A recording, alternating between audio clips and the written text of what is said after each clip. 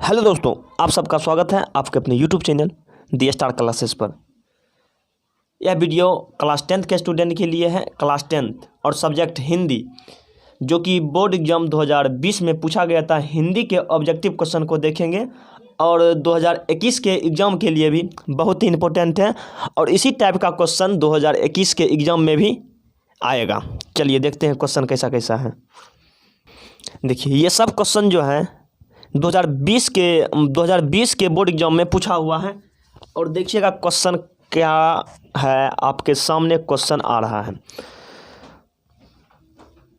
पहला क्वेश्चन आपके सामने है, अगर पता होगा तो कमेंट जरूर कीजिएगा। महात्मा गांधी के पिता का नाम क्या था? फटाफट बताइए, महात्मा गांधी के पिता का नाम क्या था? महात्मा गांधी के पिता का नाम क्या था? तो महात्मा गांधी के पिता का नाम ये तो पता होगा, करमचंद गांधी था। ऑप्शन नंबर डी बिल्कुल सही है। देखते हैं क्वेश्चन नंबर दूसरा। कहता है राजगिरी में कौन सा समास? राजगिरी में कौन सा समास? तो राज का गिरी मतलब राज का घर हुआ राजगिरी। राजगिरी में तत्पुरुष समास है। राजगिरी में तत्पुरुष समास है। ऑप्शन नंबर ए हो जाएगा। आगे देखिएगा क्वेश्चन नंबर 3। क्वेश्चन नंबर 3 है, निम्नलिखित में से सर्वनाम है। निम्नलिखित में से सर्वनाम है। सर्वनाम उसको कहते हैं जो संज्ञा के बदले में आता है। संज्ञा के बदले में जो आता है उसको बोलते हैं सर्वनाम। इसका सही आंसर हो जाएगा ऑप्शन नंबर सी, मैं। आगे देखिएगा क्वेश्चन नंबर 4। गुरु नानक जो कि लिखे थे राम नाम बिनु बिरथि जगी जन्मा और जो नर दुख में दुख नहीं माने, ये लिखने वाले गुरु नानक जी हैं। कहता है गुरु नानक किस भक्ति धारा के कवि हैं? तो ये निर्गुण भक्ति धारा के कवि हैं। ऑप्शन नंबर बी, निर्गुण भक्ति धारा के कवि हैं। देखते हैं क्वेश्चन नंबर 5। रसखान दिल्ली से कहाँ चले गए? रसखान दिल्ली से कहाँ चले गए? तो रसखान दिल्ली से ब्रजभूमि चले गए थे। ब्रजभूमि ऑप्शन नंबर सी बिल्कुल राइट हो जाएगा। देखिएगा क्वेश्चन नंबर 6।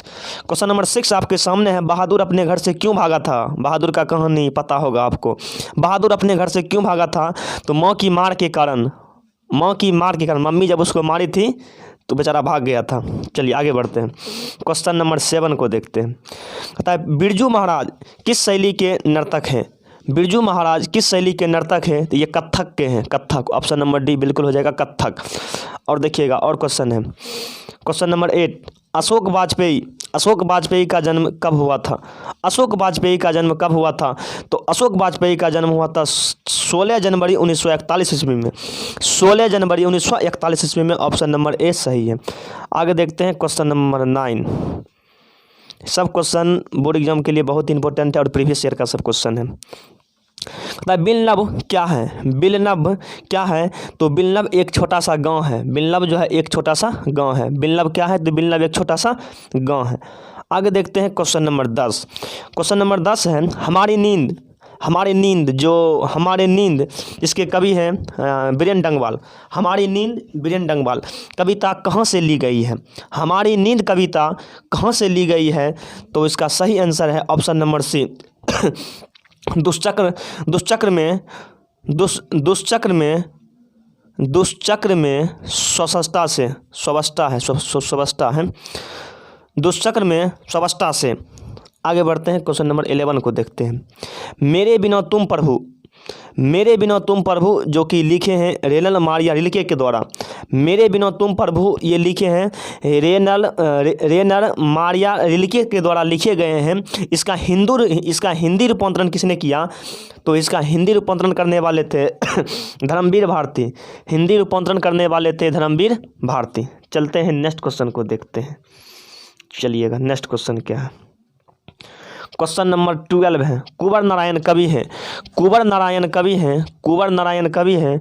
तो इसका सही आंसर हो जाएगा ऑप्शन नंबर बी, नगर संवेदना के। कुंवर नारायण कवि जो है नगर संवेदना के हैं। Option number B. आगे देखिएगा क्वेश्चन नंबर 13। सेनापति में कौन सा समास? तो सेनापति में तत्पुरुष समास। सेनापति मतलब सेना का पति उसी को बोलते हैं सेनापति, यानी कि तत्पुरुष समास। कहेगा राष्ट्रपति में भी तत्पुरुष समास। आगे देखिएगा क्वेश्चन नंबर 14। मित्र शब्द का भाववाचक संज्ञा रूप है। मित्र शब्द का भाववाचक संज्ञा रूप है। तो मित्र से बनता है मित्रता यानी कि भाववाचक संज्ञा है। आगे चलते हैं क्वेश्चन नंबर 5। जनतंत्र का जन्म शीर्षक कविता के कवि कौन है? जनतंत्र का जन्म कौन है? तो जनतंत्र का जन्म कविता के कवि हैं रामधारी सिंह दिनकर। रामधारी सिंह दिनकर है ऑप्शन नंबर ए। और रामधारी सिंह दिनकर का जन्म कहाँ हुआ था? तो बेगूसराय के सिमरिया में 1908 ईस्वी में, बेगूसराय के सिमरिया में। यहाँ से क्वेश्चन पूछता है। आगे चलते हैं। क्वेश्चन नंबर 16 है, कहता है शिक्षा और संस्कृति किसकी रचना है? शिक्षा और संस्कृति किसकी रचना है? तो ये महात्मा गांधी जी का है, महात्मा गांधी जी का। शिक्षा और संस्कृति महात्मा गांधी जी की रचना है। आगे बढ़ते हैं। क्वेश्चन नंबर 17, भारत से हम क्या सीखें?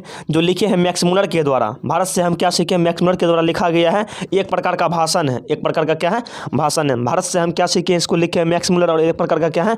भाषण है। आगे ये भी क्वेश्चन बहुत इंपॉर्टेंट है। मैक्स मुलर को वेदांतियों किसने कहा? मैक्स मुलर को वेदांतियों किसने कहा? तो कहने वाले थे स्वामी विवेकानंद थे, Swami Vivekananda, option number B. आगे चलते हैं। क्वेश्चन नंबर 19 नंबर देखते हैं। दधीची की हड्डी से क्या बना था? दधीची की हड्डी से क्या बना था? तो इसका सही आंसर हो जाएगा ऑप्शन नंबर ए, इंद्र का वज्र। इंद्र का वज्र बना था, इंद्र का वज्र। आगे देखते हैं। क्वेश्चन नंबर 20, श्रम विभाजन और जाति प्रथा के लेखक कौन है? श्रम विभाजन और जाति प्रथा के लेखक कौन है? तो भीमराव अंबेडकर, डॉक्टर भीमराव अंबेडकर। इसका जन्म 14 अप्रैल 1891 ईस्वी को मध्य प्रदेश के महू में हुआ था। और भारतीय संविधान का पिता भी इन्हीं को कहा जाता है। चलिएगा आगे बढ़ते हैं। क्वेश्चन नंबर 21, मछली लेकर कौन भाग गया था? मछली लेकर कौन भाग गया था? मछली वाला कहानी आपको पढ़े होंगे तो पूरा पता होगा। मछली लेकर कौन भाग गया था? फटाफट बताइए। मछली लेकर कौन भाग गया था? संतु, ऑप्शन नंबर बी, संतु भाग गया था, संतु। उसके बाद देखते हैं क्वेश्चन नंबर 22, हिंदी भाषा की लिपि क्या है? हिंदी भाषा की लिपि क्या है? तो हिंदी भाषा की लिपि है देवनागरी। हिंदी भाषा की लिपि क्या है? देवनागरी। हिंदी भाषा देवनागरी लिपि के अंतर्गत आती है, यानी कि ऑप्शन नंबर बी हो जाएगा बिल्कुल सही। आगे देखते हैं क्वेश्चन नंबर 23 बिरजू महाराज के चाचा का नाम क्या था? बिरजू महाराज के चाचा का नाम क्या था? तो बिरजू महाराज के चाचा का नाम था शंभू महाराज, ऑप्शन नंबर ए, शंभू महाराज। आगे चलते हैं, आगे चलिएगा। क्वेश्चन नंबर 24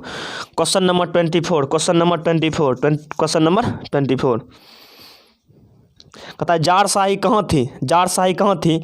तो जारशाही रूस में थी, मतलब रूस के सम्राट को जार कहा जाता था, जार। ऑप्शन नंबर ए हो जाएगा बिल्कुल सही। देखते हैं क्वेश्चन नंबर 25 दोहा कोश किसकी रचना है? दोहा कोश किसकी रचना है? तो दोहा कोश किसकी रचना है? तो इसका राइट आंसर हो जाएगा, दोहा कोश किसकी रचना है? ये सरहपाद की, ऑप्शन नंबर ए बिल्कुल सही हो जाएगा। आगे देखते हैं क्वेश्चन नंबर 26, आबिन्यो किस नदी पर स्थित है? आबिन्यो किस नदी पर स्थित है? तो रोन नदी पर, option number A, option number A. आगे देखते हैं क्वेश्चन नंबर 27, मछली कहानी में किस वर्ग के जीवन का वर्णित है? मछली कहानी में किस वर्ग का जीवन वर्णित है? तो इसका सही आंसर हो जाएगा मध्यम वर्ग, ऑप्शन नंबर सी, मध्यम वर्ग। आगे देखते हैं क्वेश्चन नंबर 28 देखिए क्या है। बिरजू महाराज की ख्याति किस रूप में है? बिरजू महाराज की ख्याति किस रूप में है? तो नर्तक के रूप में ख्याति, मतलब प्रसिद्ध है, नर्तक के रूप में प्रसिद्ध है। देखते हैं क्वेश्चन नंबर 29, भाववाचक संज्ञाओं का उदाहरण है। भाववाचक संज्ञाओं का उदाहरण है। तो इसका सही आंसर हो जाएगा सर्दी, भाववाचक सर्दी। संज्ञाओं के 5 भेद होते हैं जिसमें भाववाचक सर्दी है। आगे देखते हैं क्वेश्चन नंबर 30, आध्यात्मिक शिक्षा से गांधी जी का क्या तात्पर्य है? आध्यात्मिक शिक्षा से गांधी जी का क्या तात्पर्य है? इसका सही आंसर हो जाएगा व्यवहारिक शिक्षा, यानी कि व्यवहारिक शिक्षा को ही गांधी जी सबसे अच्छा शिक्षा बताए हैं, ऑप्शन नंबर बी। आगे देखते हैं क्वेश्चन नंबर 31, अमृत का पर्यायवाची है। अमृत का पर्यायवाची है। तो अमृत का पर्यायवाची होता है सुधा। अमृत का पर्यायवाची शब्द है सुधा। आगे देखते हैं क्वेश्चन नंबर 32, मंगू की बड़ी बहन का नाम क्या था? मंगू की बड़ी बहन का नाम क्या था? तो इसका सही आंसर हो जाएगा ऑप्शन नंबर ये मंगू की बड़ी बहन का नाम क्या था? मंगू की बड़ी बहन का नाम क्या था? तो उसका नाम था कमू। ऑप्शन नंबर ए बिल्कुल सही हो जाएगा, कमू। ऑप्शन नंबर ए बिल्कुल सही हो जाएगा, कमू। आगे देखते हैं, सातकोड़ी होता कथाकार हैं। सातकोड़ी होता कथाकार हैं। सातकोड़ी होता कथाकार हैं। देखिए, सातकोड़ी होता लिखे हैं ढाते विश्वास। ढाते विश्वास चैप्टर है वर्णिका, मतलब सेकंड हिंदी वर्णिका में ढाते विश्वास से चैप्टर है जिसको लिखे हैं सातकोड़ी होता, और ये उड़िया भाषा में लिखे हैं। ऑप्शन नंबर सी उड़िया हो जाएगा, उड़िया हो जाएगा। आगे देखते हैं क्वेश्चन नंबर 34 का मतलब हुआ कमर कसना। मुहावरे का अर्थ बताइए। कमर कसना मुहावरे का अर्थ क्या होता है? तो कमर कसना मुहावरा का अर्थ होता है तैयार हो जाना। कमर कसना मतलब तैयार हो जाना। चलिए आगे बढ़ते हैं। क्वेश्चन नंबर 35, दक्षिण अफ्रीका से गांधी जी भारत कब लौटे? दक्षिण अफ्रीका से गांधी जी भारत कब लौटे? तो 1915 ईस्वी में। 1915 ईस्वी में लौटे थे। 9 जनवरी 1915 ईस्वी को लौटे थे, इसीलिए 9 जनवरी को प्रवासी दिवस मनाया जाता है। आगे देखते हैं क्वेश्चन नंबर 36 नंबर क्वेश्चन क्या है? 36 में है शुद्ध वाक्य है, यानी कि शुद्ध वाक्य का चयन करना है। शुद्ध वाक्य का चयन करना है तो इसका शुद्ध वाक्य जो है इसमें ये ऑप्शन नंबर से हो जाएगा, राम ने पुस्तक खरीदी। राम ने पुस्तक खरीदी, ये आपका पूरा करेक्ट वर्ड है। नागरी लिपि के लेखक हैं। नागरी लिपि के लिखे हैं गुणाकर मूल्य। नागरी लिपि को लिखे हैं गुणाकर मूल्य। नागरी लिपि को लिखे हैं गुणाकर मूल्य। आगे देखिएगा क्वेश्चन नंबर 38, बहादुर का पूरा नाम है कौन? बहादुर, दिल बहादुर। बहादुर का पूरा नाम दिल बहादुर। बहादुर का पूरा नाम है दिल बहादुर। और दिल बहादुर जब लेखक के यहाँ काम करने के लिए गए थे, नौकर के रूप में गए थे, तो लेखक के पत्नी उसके नाम से दिल को हटा करके केवल बहादुर बना दिए थे, यानी कि दिल को तोड़ करके हटा दिए थे। निर्मला थी लेखक के पत्नी, तब से केवल बहादुर बन गए, यानी कि बहादुर का पूरा नाम था दिल बहादुर। आगे बढ़ते हैं क्वेश्चन नंबर 39, कहता है परिमाणवाचक विशेषण है। परिमाणवाचक विशेषण है थोड़ा सा। परिमाण का मतलब बताता है थोड़ा, कम, अधिक, तो थोड़ा सा, ये परिमाणवाचक है। परिमाणवाचक विशेषण है option number C. Option number C हो जाएगा। क्वेश्चन नंबर देखते हैं 40 क्वेश्चन क्या है? कहता है परंपरा का ज्ञान किनके लिए आवश्यक है? परंपरा का ज्ञान किनके लिए आवश्यक है? तो जो लकीर के फकीर ना होकर क्रांतिकारी साहित्य की रचना चाहते हैं। Option number C. जो लकीर के फकीर ना होकर क्रांतिकारी साहित्य की रचना करे, उसके लिए परंपरा का ज्ञान आवश्यक है। ऑप्शन नंबर सी बिल्कुल सही है। आगे बढ़ते हैं, क्वेश्चन नंबर 41 को देखते हैं। ये मेघदूत का जर्मन में अनुवाद किसने किया? मेघदूत का जर्मन में अनुवाद किसने किया? मेघदूत का जर्मन में अनुवाद किसने किया? तो मैक्स मूलर ने किया था। ऑप्शन नंबर सी बिल्कुल सही, मैक्स मूलर। आगे देखते हैं, मगम्मा को किससे विवाद था? मगम्मा को किससे विवाद था? तो मगम्मा को उसके बहू से विवाद था। बहू से विवाद था। आगे देखते हैं क्वेश्चन नंबर 43 है। बता लक्ष्मी के पति का क्या नाम है? लक्ष्मी के पति का क्या नाम है? तो लक्ष्मी के पति का नाम है लक्ष्मण, और लक्ष्मण काम करता था कलकत्ता शहर में, लक्ष्मण। आगे देखते हैं क्वेश्चन नंबर 44 है, किस नदी के बांध के नीचे लक्ष्मी का घर था? किस नदी के बांध के नीचे लक्ष्मी का घर था? किस नदी के बांध के नीचे लक्ष्मी का घर था? किस नदी के बांध के नीचे लक्ष्मी का घर था? तो ये क्वेश्चन एक बार फिर से पढ़ते हैं। किस नदी के बांध के नीचे लक्ष्मी का घर था? तो ये था गंगा नदी था, गंगा नदी। ऑप्शन नंबर ए हो जाएगा, गंगा नदी। आगे देखते हैं क्वेश्चन नंबर 45, पापाती बेहोश क्यों पड़ी थी? पापाती बेहोश क्यों पड़ी थी? तेज बुखार के कारण। उसको मेनिंजाइटिस बीमारी था। मेनिंजाइटिस का मतलब होता है तेज ज्वर, मतलब तेज बुखार था। आगे देखते हैं क्वेश्चन नंबर 46 में है, हिंदुस्तानी नाम सुनी अब ये सकूची पंक्ति किस कविता से उद्धृत है? हिंदुस्तानी नाम सुनी अब ये सकूची, ये पंक्ति किस कविता से उद्धृत है? तो ये कविता जो लिया गया है, ये कविता लिया गया है स्वदेशी से। ऑप्शन नंबर डी बिल्कुल है, स्वदेशी। आगे देखते हैं क्वेश्चन नंबर 47। रसखान किस विषय में सिद्ध थे? रसखान किस विषय में सिद्ध थे? तो रसखान किस विषय में सिद्ध थे? रसखान किस विषय में सिद्ध थे? तो इसका सही आंसर हो जाएगा रसखान सवैये छंद में। सवैये छंद में ऑप्शन नंबर ए हो जाएगा, सवैये छंद में। आगे देखते हैं क्वेश्चन नंबर 48। अमराई का कुआं कहाँ है? अमराई का कुआं कहाँ है? तो अमराई का कुआं कहाँ है? तो इसका सही आंसर हो जाएगा अमराई का कुआं कहाँ है? अमराई का कुआं कहाँ है? तो रास्ते में है, रास्ते में है, रास्ते में, ऑप्शन नंबर सी। अमराई का कुआं कहाँ है? तो रास्ते में ही था। क्वेश्चन नंबर देखते हैं 49। पप्पाती की उम्र क्या थी? पप्पाती की उम्र क्या थी? पप्पाती की उम्र क्या थी? तो 12 बरस। पप्पाती की उम्र क्या थी? 12 बरस, 12 बरस। आगे देखिएगा क्वेश्चन नंबर 50। सीता रुहासी क्यों हो गई? सीता रुहासी क्यों हो गई? ऑप्शन देखिए, बेटों के दुत्कार से, बहुओं की कलह से, अपना कलेजा अपना काला ओढ़ना देखकर, अपनी गरीबी पर।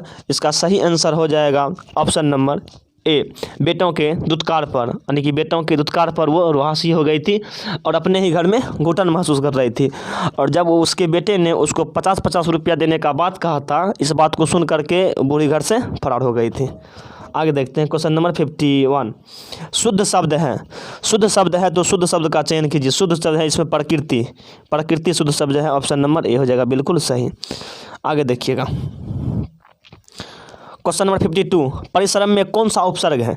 देखिए, उपसर्ग वह शब्द होता है जो किसी शब्द के आगे लगता है, आगे लगता है, उसी को बोलते हैं उपसर्ग।